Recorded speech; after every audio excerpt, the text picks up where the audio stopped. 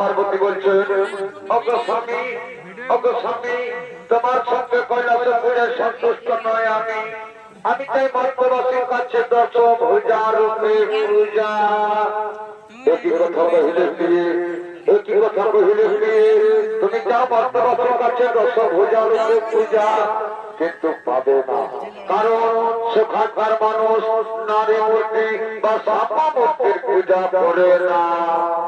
একই কথা বলছো স্বামী একই কথা বলছো স্বামী আমি পাবো না পাবো কিনা পাবো না আমি দেখে নেবো তুমি শুধু বলে দাও কার কাছে যেতে হবে কোথায় যেতে হবে আর কোথায় গেলে আমি পূজা পাবো।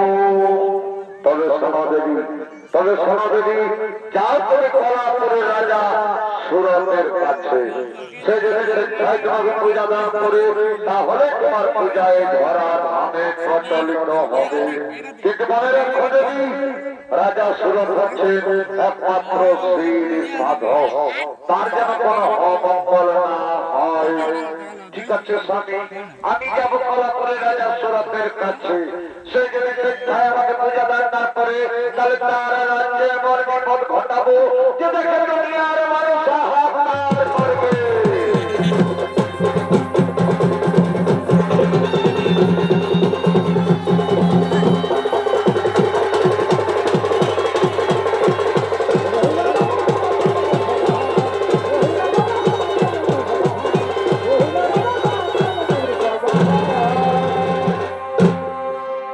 কলাপুরের রাজা সুরত ও তার স্ত্রী মালাবতী ও তাদের সন্তান মনির আসছে শ্রীর সাধনা করার জন্য।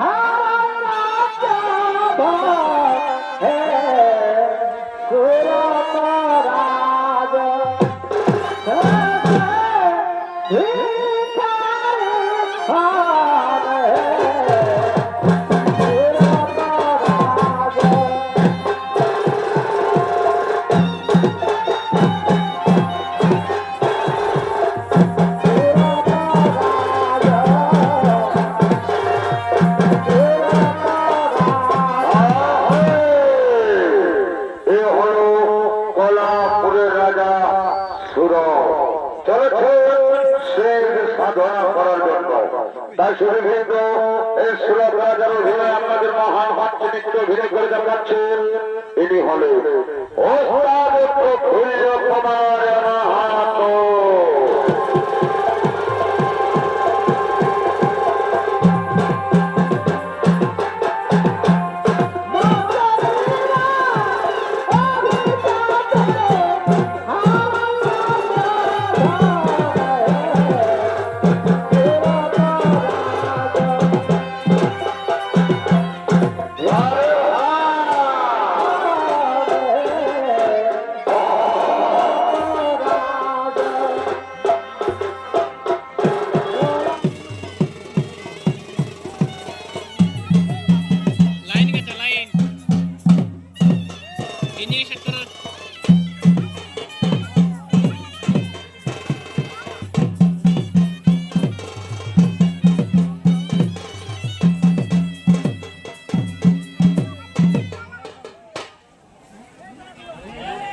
লাইন গেছে লাইন